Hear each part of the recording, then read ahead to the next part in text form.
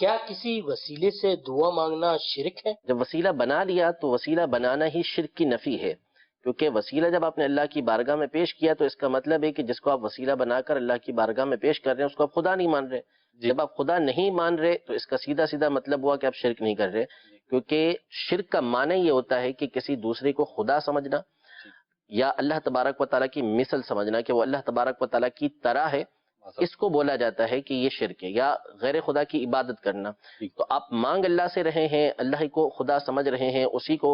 اپنا معبود برحق سمجھتے ہیں، اور کسی کو وسیلہ بنا کے اللہ کی بارگاہ کے اندر پیش کر رہے ہیں، تو پھر تو یہ سیدھی سیدھی شرک کی نفی ہو گئی۔ قرآن پاک میں اللہ جل شانہ ارشاد فرماتا ہے، یا ایھا الذین آمنوا اتقوا اللہ وابتغوا الیہ الوسیلہ، کہ اے ایمان والو اللہ سے ڈرو اور اس تک رسائی کے لیے وسیلے کو تلاش کرو، اس کی بارگاہ کے لیے وسیلہ تلاش کرو۔ تو اس میں خود اللہ تبارک و تعالیٰ نے وسیلہ تلاش کرنے کا حکم ارشاد فرمایا ہے۔ تو اب چاہے وہ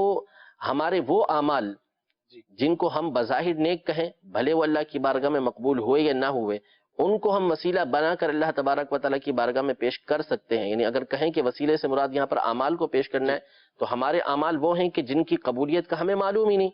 لیکن اس کے باوجود ہم اس کو اللہ تبارک و تعالیٰ کی بارگاہ میں جب وسیلہ بنا کے پیش کر سکتے ہیں، تو پھر وہ ذات اقدس کہ جس کا مقبول ہونا اللہ کی بارگاہ میں یقینی ہے، یعنی نبی کریم صلی اللہ تعالیٰ علیہ وآلہ وسلم کی ذات گرامی، تو ان کو یقیناً اللہ تبارک و تعالیٰ کی بارگاہ میں وسیلہ بنا کے پیش کیا جا سکتا ہے۔ حضرت سیدنا عمر رضی اللہ تعالیٰ عنہ کی حدیث صحیحہ کے اندر موجود ہے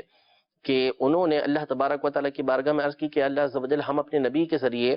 تجھ سے بارش طلب کیا کرتے تھے، اب ان کے چچا یعنی حضرت عباس رضی اللہ تعالیٰ عنہ کو وسیلہ بنا کر تیری بارگاہ میں پیش کرتے ہیں، اور پھر بارش کو طلب کیا جاتا تھا۔ تو یہ قرنن بعد قرنن ہمیشہ سے یہ سلسلہ چلتا ہوا آ رہا ہے کہ علماء، اولیاء، صلحاء،